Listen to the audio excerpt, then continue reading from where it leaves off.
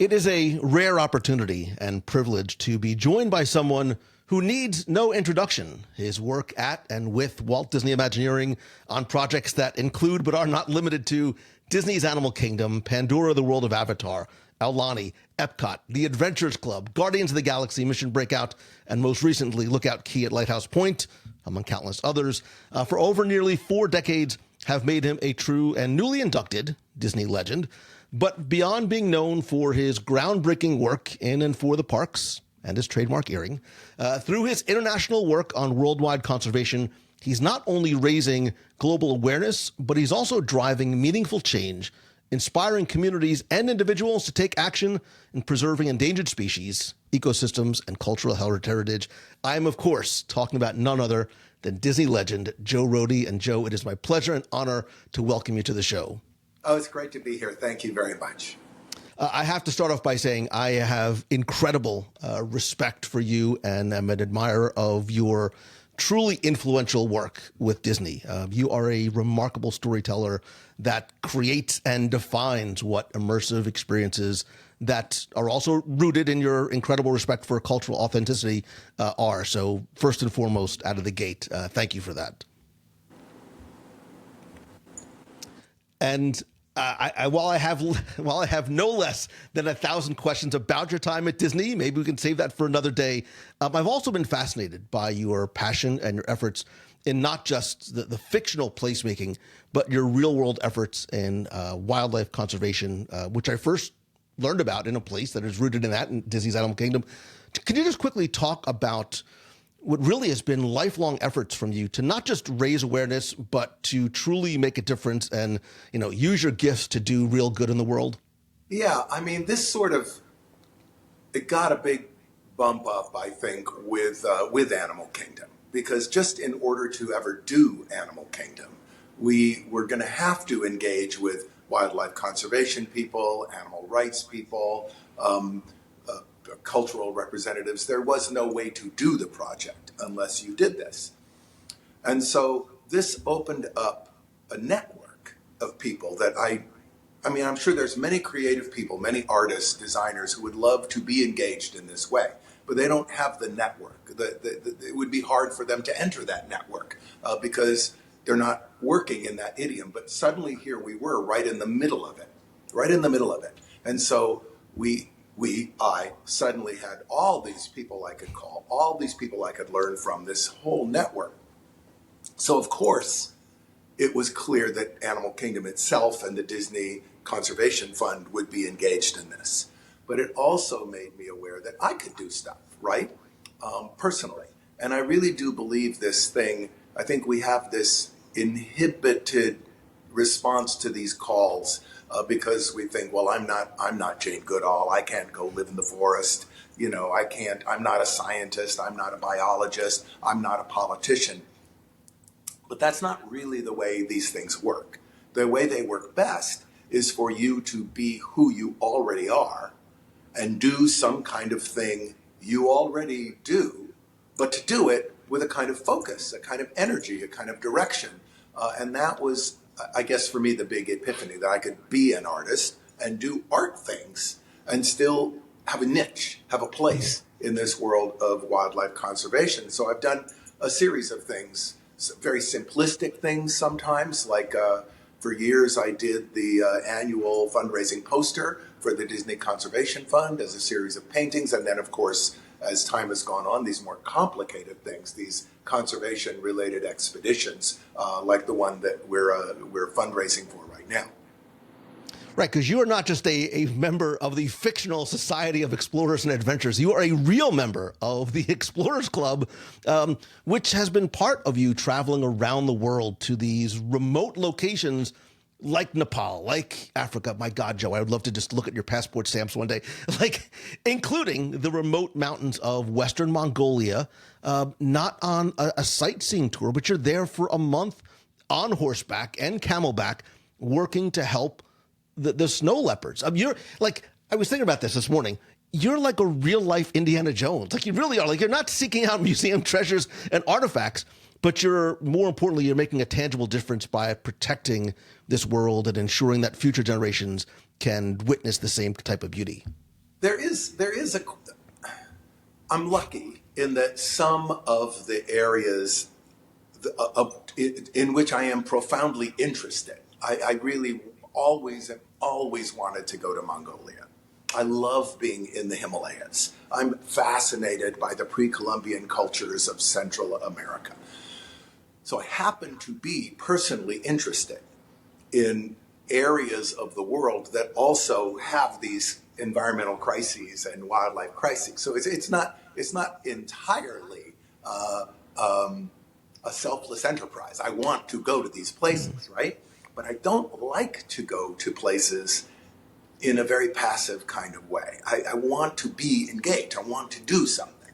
And so when I wanted to go to Mongolia, but I want to go there and do something. And so I got on the phone to this network of wildlife conservation people.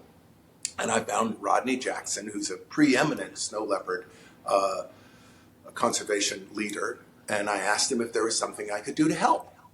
And that led to this month-long expedition in Mongolia, which is the subject of the film, which is part of what we'll be showing at UCF. Traveling and painting in the outback. I mean, literally, carrying paintings on the backs of camels to raise money and to raise awareness for snow leopard conservation efforts in that part of the world. And we're doing, again, this next one will also be a snow leopard related expedition. Yeah, I saw a few clips from the film, and I was fascinated by the fact that you were creating art in these just like empty places in the middle of quote unquote nowhere. But you talked about wanting to go to Mongolia, and again, I'm just sort of fascinated with how it comes to be that you start to pick out these places. But you've done so much. Like, why snow leopards, right? This is an animal that most of us will never see in real life. So how did this true life adventure of yours come to be? So there's a couple things there. Snow leopards do happen to live in a part of the world that I'm fascinated by. And so in a sense, it's painless for me to do these things because I love this part of the world. They're a fantastic and very weird animal, such a weird, interesting animal. And then I also have this thing, in a sense, it's kind of a low-hanging fruit thing of like, look, these animals live in rocky nothingness. We surely we should be able to save and preserve these animals. It's not like they're in your, this, if we can't do this, what are we talking about, right? So there's also that aspect to it. They're such an interesting animal. Their adaptations are very peculiar. They're physically, when you see one, I have seen a snow leopard in the wild, and they look straight at you. A very strange face because they have a weirdly big forehead for a cat because of all these sinuses for warming air. And so they have this kind of funky werewolf look when they look at you like, that's a weird thing. Anyway, everything about them is great. And so it's easy for me to make this choice. It's easy for me to choose to advocate for snow leopards. And I do think it's this thing of like, you start with steps, you don't have to start with the hardest and most difficult and most impossible thing you're ever going to try to do and then tell yourself it can't be done because it's hard. You can start with something that you think you can do, right? And then roll with that as you go into more challenging enterprises. I love that just as a personal takeaway for people who, how do I make a difference? How do I start to do adventure travel? And I also can understand the fascination with the snow leopards. One, because wanting to help in terms of the awareness and conservation, because there are fewer than 10,000. They are declining by 10% in 2040. But I have to imagine, Joe, too, there are inherent challenges, not just because of where they live, but they are very elusive creatures, right? They're the ghosts of the mountains.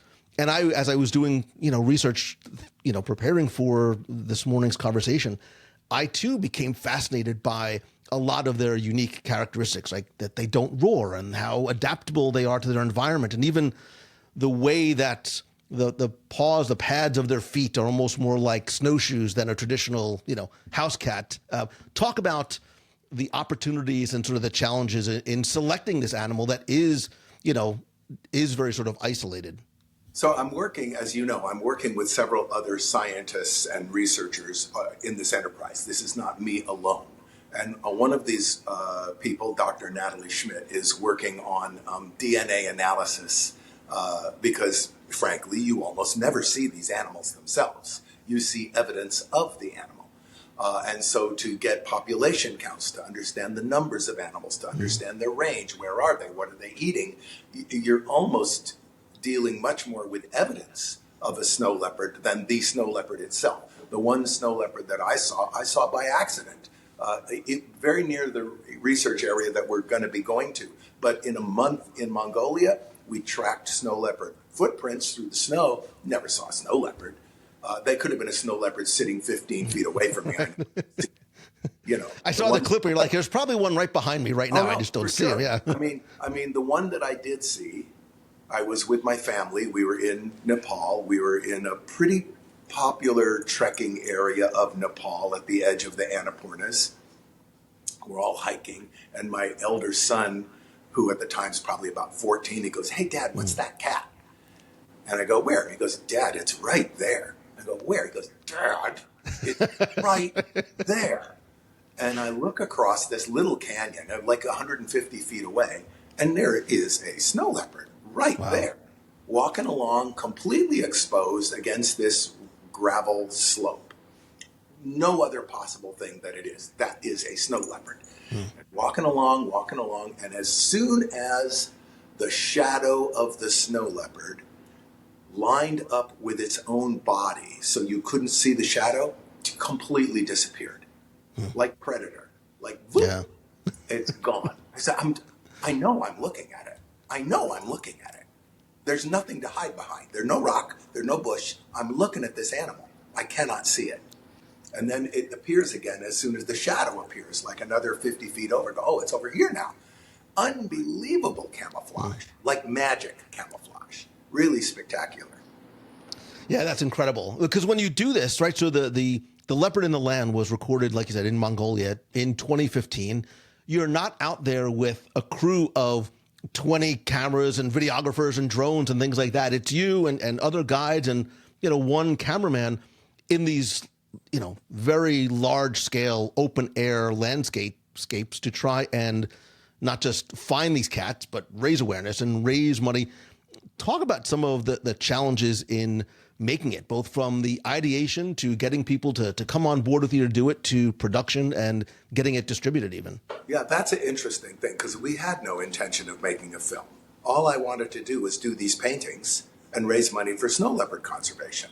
And this was in the early days of things, kind of early Instagram, internet, kind of, not internet, but social media outreachy stuff. So I had all these friends in media, and they're like, well, are you going to videotape it? Are you going to document it? And I'm just going to do the paintings. And like, well, if you don't document it, if you don't video it, it's like it never happened. Oh, God bless it. All right, let me figure that out.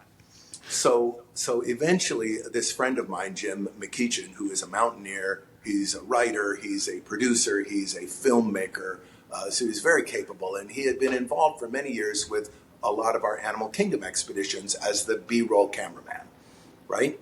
And so I was able to get him onto the trip. And what we thought we were going to do is shoot little clips that would go on YouTube as little fundraiser clips. So we did not even know we were making a movie when we were doing it, or we might have had a crew. But you kind of don't want a crew because the more people you have, the less likely you're going to see any animals, or you just create too much impact. And we were trying to be in pretty quiet, remote places. So he shot all this stuff and then came home and then began looking at it, to be able to, and he's like, I have 15 minutes of linear narrative here if we voice it like this. And then, a week later, he's like, I've got like 40 minutes of linear narrative. And finally, he's like, I think I've got a whole film. As long as we narrate it and bring the linkage together between these segments, we have a film. And so we put the film together. We put it in some film festivals. The proceeds would go to the a snow leopard foundation at that time. Now I'm working with a different foundation, the Pangje Foundation, which does specific snow leopard related community work in these villages in the Himalayas. So this thing that we're doing forward is a whole other chapter in how it's also a more sophisticated utilization of art than the movie. It's a different thing that we're doing. But the movie, in a way, was kind of an accident. And then it's proven to be a very useful tool in getting people to understand, some of the crises and some of the spirit of what it means to do this. I love the opportunity in the accident that was there, because at the time, Joe, it literally was uncharted territory. I don't just mean literally the physical environment, having not really been explored by humans, but I think, and one of the other things I sort of take away from a lot of what you do, and specifically the film, is the way you travel, and that it's sort of inspirational travel, not just from a conservation perspective, but you talk about sort of, not over planning and leaving room for the unexpected, and, just sort of as the moment hits you, deciding to sketch out in the environment. What was, when you got to Mongolia, like, what is the reception from the local people? And talk about the importance of creating relationships when you do a project like this. So this is also really interesting. There's several aspects to this, and one of the reasons I've decided to make art such a fundamental part of the conservation effort. Being an artist changes very much the kind of relationship you have when you end up in these places, because people react to artists in a very different way, especially an art that you can make in front of people, that is public, that people can see happening. It changes the relationship dynamic between you and people, because they become really involved. So it's a way that people become involved. They get really into it, right? So that's interesting. And there's no language barrier, right? There's no language barrier. It's visual, right? And it's visual, and it's able to say things that are very difficult to say with words. So that's really interesting, and it helps pull people in. And of course, it argues in a different kind of way because it's visual, not verbal. So there's that aspect of it. And then I like, it's not, obviously we think of these places as untrammeled, but there's indigenous people live out here. All these people live in this area. They live with these snow leopards, and that's the whole challenge, is how can they live with the snow leopards? What's interesting is how interested the people are in finding a way to live with the snow leopards, rather than simply, I'm going to solve every single problem I have, by killing this animal. They really would love to find solutions. And so that's helpful as well, because you're not fighting a complete uphill battle.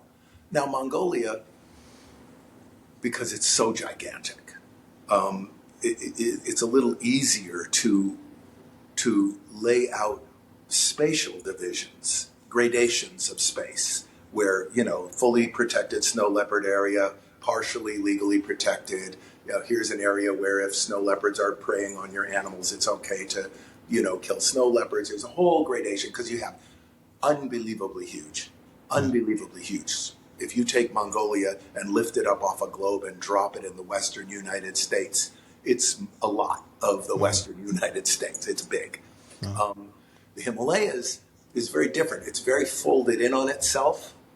It's like if you took a great big piece of aluminum foil that was Mongolia and crinkled it up into a little ball, So there's all these little folds and little valleys and little tiny places that, even though the Himalayas are big mountains, the spaces are intimate. They're valleys and canyons and very contained spaces. And so the conflict is more acute and then more focused, because you don't have these giant ranges. You have all these spaces everywhere. So it's a different kind of solution you're looking for people that's probably more based on technologically helping with corrals and ways of protecting herd animals. Whereas in Mongolia, you have space as an advantage. So all of that is, and that's not just what I'm doing. This is the other people. What I'm doing is a very particular thing of using the art to this is important. I'm not really creating. I started doing this. This is an evolutionary thing of how this art works. But basically, at this point, I offer my services as an artist to the local community, by which, through my being a painter, they are able to express themselves. So I'm actually almost like an artist for hire at this point. We're going to show up, we're going to create a painting, but I have no idea what this painting is going to be. Mm-hmm. The painting will actually be a communal painting that we all create together. And the experience of working at Imagineering, where everything we do is communal, everything we do is collaborative, is actually rather unique for an artist, right? To be an artist who is really, really used to the idea that your name, your identity, you're not the owner of this thing, gives me an interesting advantage in being able to collaborate in this way. So this will be more similar in spirit to the project I did in the Arctic last summer, where I was up in the high Arctic with these Inuit narwhal hunters with another Explorers Club scientist working on a big, huge painting that, again, was really their ability to put together and express their ideas about the world of nature, their place in the world of nature, the culture, the conflict between the modern world and its imposition, climate and its changes, and the world of the narwhal. And that was spectacular. But that's the real key to what we're now doing. It's, as I hear you talk about this, Joe, and I see your work and I saw clips from the film, I have to imagine from a personal, we talk about life-changing experiences, right? When metaphorically, there's like these are truly life-changing experiences where you get to go, the things you get to see, the things you get to learn, the relationships you make. But I think more importantly too, not just on being able to impact and influence other people in a positive way, but just for you personally, like these, I have to imagine they are truly life-changing for you in a lot of different ways. They are, they are. You have things. You really are in a place where everything matters. There's no safety net, and there's no, there's just pure human relationship. In a way, you're sort of beyond the reach of law, in a way, because you're so far away from everything. You're just where people are, where nature is. Stuff can happen. And so it makes you, so why is it life-changing? Your life can be life-changing anywhere as long as you pay attention to it, right? But it's very difficult to not pay attention when you're in these places that are so present for you. They're right on top of you, so of course you experience it more richly. So of course you remember it more clearly. So of course it becomes an important part of your life because it's so unlike the day-to-day life that you have. But in fact, if we had the discipline to pay attention to the day-to-day life, it's just as present, it's just as challenging. And you don't have to go to Mongolia to have a life-changing experience. It's actually the lazy way of getting a life-changing experience. Right, because you do see these daily hardships and lifestyle challenges that these people feel every single day. And there's angry camels and blizzards and the Mongolian winter. And you're like, this is great. Let's do it again. So you are going in May. You're going back to the snow leopards. This time you're going to Nepal, correct? That is correct, yes. Yeah, we're going to go to a region in the Annapurna area, a couple different areas, a rather large town called Manang, and another more of a village, high altitude, about 13,000 feet, called Narpu. And we're going to spend time in both, working with these local communities, both of which are already involved with snow leopard conservation. And Natalie Schmidt, the scientist, has been in the region. I don't think she's been to both of these villages either. So for all of us, it's kind of a new adventure. And then the other researcher, Beth Allgood, is working on a sort of sociological sampling system to allow methods for local and indigenous people to define for themselves what prosperity and a good life and a rightful end would be, so that conservation programs, instead of sort of offering benefits that don't have meaning to the local people, can actually be tailored to what local people really value, which might be things we don't think about at all, right? So it's super interesting, the combination of skills coming together, not just an artist, but an artist working with scientists who value the contribution of the immaterial quality of art. I think it's going to be super interesting. I love the fact that these trips have become, and I think always were, this marriage of collaboration, like you said, of art and science and culture that, you know, blends all of these different fields of study. And that's why you are having this event at University of Central Florida on Saturday, October 5th, where you're raising funds to help support the partners and fellow members of the Explorers Club. Talk a little bit about the UCF event and the film. And so we did an event in California, and people really, really enjoyed it. And I thought we could do one on the East Coast, because there's all kinds of people who they're not going to get on an airplane and fly to California. That's not happening, right? So the other concentration of people who might be interested are going to be those people around Orlando who know Animal Kingdom, who know that kind of stuff, right? There's people. Thought, okay, we'll go there. We'll do the same thing. It's all the money goes straight to the effort to make sure that everybody has the funds to supplies, porters, the permit fees. There's a lot to do this. It's a real expedition. So we'll show the film, the Mongolian film. I will then do another presentation sort of explaining the evolution of this theory of art and science and how it starts within Animal Kingdom and expands into the Explorers Club and what it all is. And we'll take question and answer and spend time with people to make sure that they understand kind of what we're all doing. And then, of course, all these people who are contributing this money essentially then are like partners in this expedition. Mm-hmm. It can't happen without the money. And the scientists, while they can apply for grants, the grant process is extremely time consuming. And the amount of money that you get per grant is not necessarily commensurate with what it takes to do a month-long expedition. That's a big deal, you know. So I'm sort of trying to help out because I know that I have this capacity to speak, to be entertaining, to put on a show that's good enough that people might want to see it, right?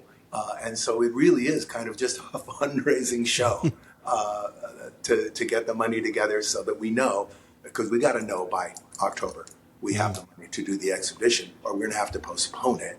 And I don't want to keep postponing it because Papa's getting old. You know, I got to do this and I do it.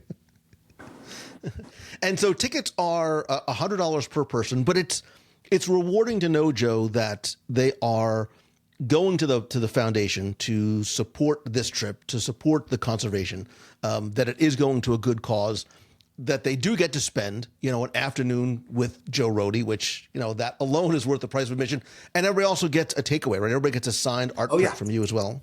So there's a print. It's about a 5x7, not a huge print, but it's a print that is significant within the context of the film from the trip to Mongolia. They're all hand signed by me for real, not a printed signature like I sat there and signed them. I've signed like 600 of these things, you know. So you will have that, a thing to take away, and significant, as you'll see when you see the film, a significant image that means something in the context of all this storytelling. You know, and again, Joe, I would, there's so many more questions I have even just about this, but your adventures aren't just, and I love the fact that you take us along with you on social and through these events and through the films, but they're not just transformative, but I think that they are inspiring to a lot of people as well, because not only are you making a real difference, but it shows how exploration can fuel conservation and fuel creativity.